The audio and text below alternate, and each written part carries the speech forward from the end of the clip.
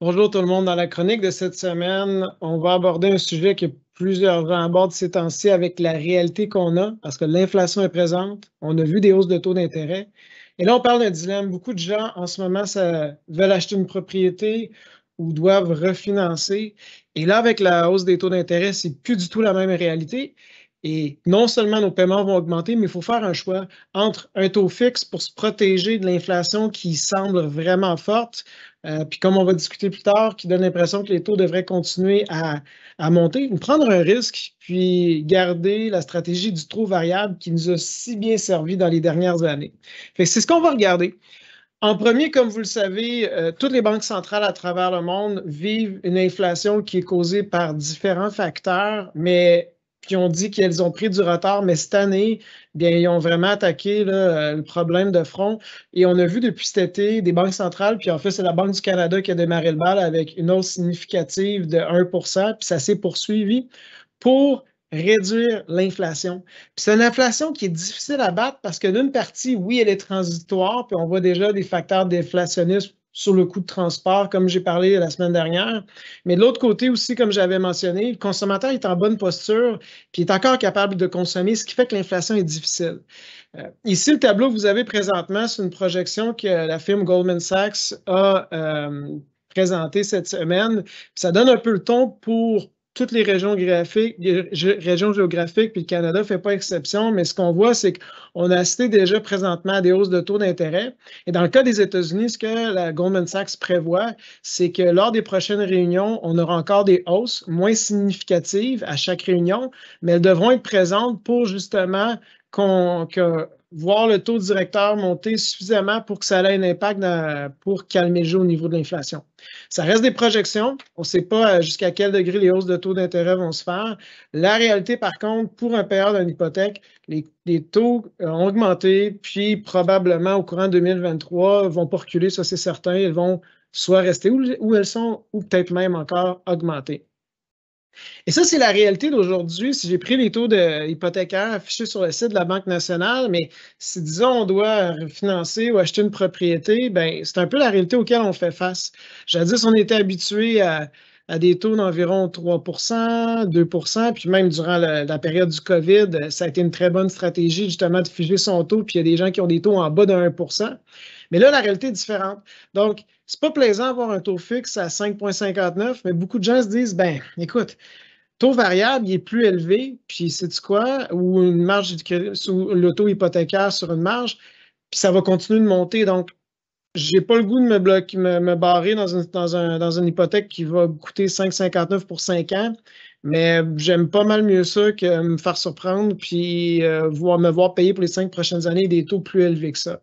Donc, de plus en plus de gens ont l'intérêt, parce qu'ils sont inquiets de ce qui se passe, d'aller vers le taux fixe 5 ans. Et c'est ça le dilemme auquel les gens font face. Puis évidemment, vous n'êtes pas seul parce que, comme je mentionnais la semaine dernière, en fait, c'est à peu près plus du tiers des propriétaires excuse-moi, c'est plus du tiers des citoyens canadiens qui possèdent une propriété et qui ont une hypothèque. Donc, dans les prochains mois, prochaines années, au minimum, ça va faire parler beaucoup de gens. Maintenant, comment on devrait se positionner là-dessus? Je vous montre la réalité, je vous montre l'histoire.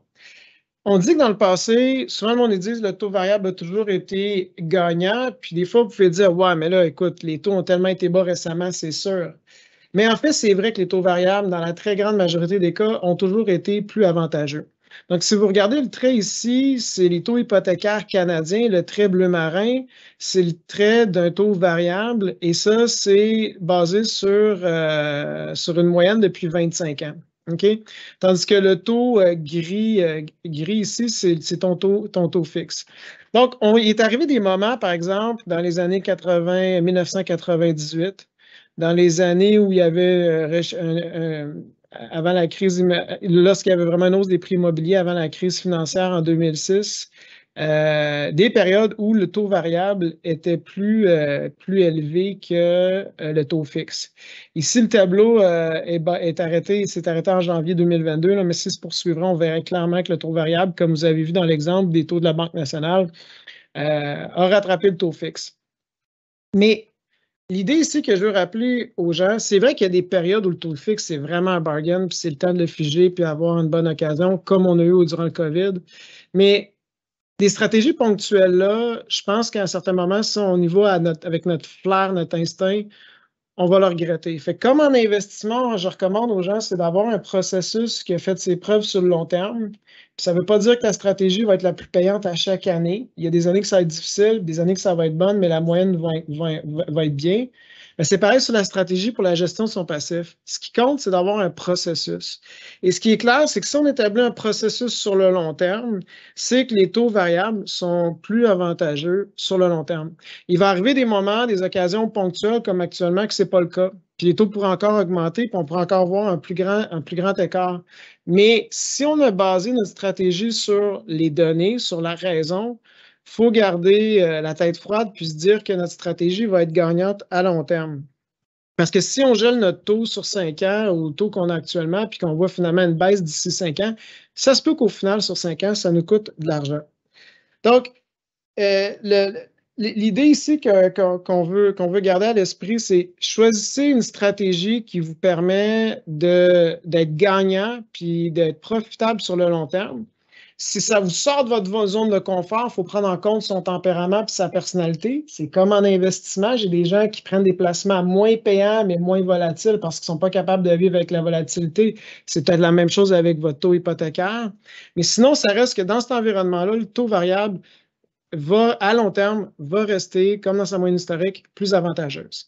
Maintenant, si vous optez pour un taux variable, votre paiement, évidemment, mensuel va être plus élevé. Par contre, lorsqu'il y aura une baisse des taux d'intérêt, puis les cycles ne changeront pas, un jour, les taux d'intérêt vont baisser, mais si vous gardez la même mensualité auquel vous êtes habitué, bien, la bonne nouvelle, c'est que sur le long terme, vous allez peut-être capitaliser là-dessus puis rembourser votre hypothèque plus rapidement. L'autre point aussi que les gens oublient, c'est que la vie, ça change. Des fois, les gens achètent une propriété, puis ils se voient là pour le long terme. Mais savez-vous quoi? Les imprévus arrivent, que ce soit une séparation, la maladie, une relocalisation suivant causée par le travail, un petit bébé, une nouvelle famille, puis les plans changent. Ici, le tableau que vous voyez, c'est le pourcentage de résidences qui sont vendues à l'intérieur de 60 mois après l'avoir accédé à la propriété. Puis en moyenne, ce qu'on peut voir, c'est qu'une maison sur 4 va être vendue en dedans de 5 ans par son propriétaire. Puis il y a un grand nombre de personnes qui ne planifiaient pas vendre leur résidence. Puis pourquoi j'en parle, c'est que si on vend son hypothèque avant son terme, dans un taux fixe, bien, on a des pénalités. Donc, ça permet de mettre les choses en perspective au niveau de notre stratégie de gestion du passif. Puis c'est pour ça que c'est important, gestion de patrimoine. Oui, on parle d'investissement, c'est stimulant, mais aussi on doit parler de stratégies qui sont aussi au niveau du passif. Parce que le but, c'est vraiment de bonifier sa valeur nette à long terme. Puis si je rappelle, c'est quoi la valeur nette? On prend nos actifs, on prend nos dettes, on les juxtapose, puis la soustraction de nos actifs moins notre passif nous donne notre valeur nette. Puis à long terme, ce qu'elle veut, c'est qu'elle augmente avec le temps. Donc, c'est pour ça aussi qu'il faut prendre le temps de réfléchir sur notre stratégie de gestion du passif, parce que plus qu'on est stratégique là-dessus, plus qu'on réduit notre dette, plus qu'on augmente notre valeur nette. Je vous remercie de m'avoir écouté et on se dit à la semaine prochaine.